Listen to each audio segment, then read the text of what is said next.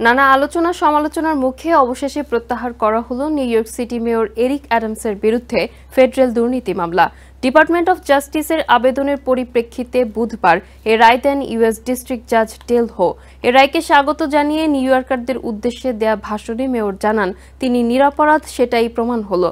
যদিও তীব্র প্রতিক্রিয়া জানিয়ে অন্য মেয়র প্রার্থীরা বলছেন দেশের বিচার ব্যবস্থাপনার জন্য কালো অধ্যায় হয়ে থাকলো এ রায়। 2023 সালে মেয়র এরিক অ্যাডামসের বিরুদ্ধে নির্বাচনী প্রচারণা তহবিলের দুর্নীতির অভিযোগ সহ 5টি অপরাধে তদন্ত শুরু করে ফেডারেল সংস্থা। 2024 সালে দায়ের করা হয় মামলা। তবে প্রেসিডেন্সিয়াল নির্বাচনে ডোনাল্ড ট্রাম্প জয়ী হবার পর তার সাথে ঘনিষ্ঠ সম্পর্ক তৈরি এবং অভিবাসী বিতরণে সমর্থন ঘোষণা করেন অ্যাডামস। তাতেই পাল্টে যায় চিত্র। ডিপার্টমেন্ট অফ জাস্টিস তার মামলা প্রত্যাহারের প্রক্রিয়া শুরু করলে তাতে অপারগতা জানিয়ে পদত্যাগ করেন ট্রাম্প প্রশাসনের বেশ কয়েকজন আইন কর্মকর্তা। শেষ পর্যন্ত বুধবারের রায়ে মামলা থেকে চিরতরে মুক্তি পেলেন অ্যাডামস। দুপুরে এই রায়ের পরেই মেয়রের বাসভবনের সামনে নিউ ইয়র্কারদের উদ্দেশ্যে তাৎক্ষণিক দেয়া ভাষণে অ্যাডামস বলেন, এর ফলে সত্য প্রতিষ্ঠিত হয়েছে।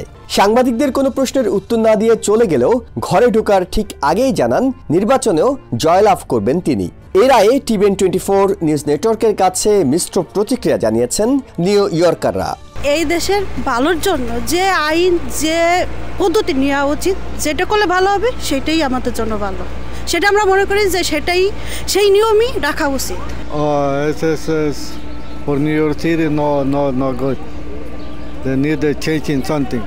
না, ঠিক আছে, উনি মামলা যেহেতু হয়েছে আমাদের জন্য ভালোই হয়েছে। তবে খেপেছেন অন্য মেয়র প্রার্থীরা। তারা বলছেন দুর্নীতিবাজ মেয়রের হাত থেকে দ্রুত সিটিকে উদ্ধার করতে হবে। এর আগে বিচারক মেয়রকে প্রিজুডিস ঘোষণা করায় পরবর্তীতে কেউ চাইলেও এই মামলা ফিরিয়ে আনা যাবে না বলে জানিয়েছেন আইন বিশেষজ্ঞরা। তারা বলছেন এ রায়ের ফলে ভবিষ্যতে ডেমোক্রেট মেয়র অ্যাডামস রিপাবলিকান প্রেসিডেন্টের নীতিকে সমর্থন না করলেও তার বিরুদ্ধে এই মামলা পুনরায় চালু করার সুযোগ থাকবে না।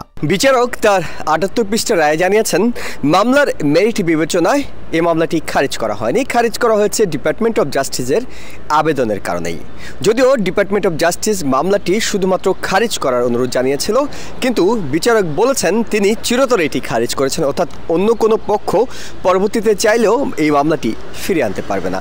এবং ডেমোক্রেটিক প্রাইমারি ঠিক 3 মাস আগে এমন একটি রায় নিঃসন্দেহে আগামী মেয়র প্রার্থী হিসাবে মেয়র এরিক অ্যাডামসকে অনেক বেশি চাঙ্গা করে তুলবে। Ihsan Jewel, TVN 24, New York.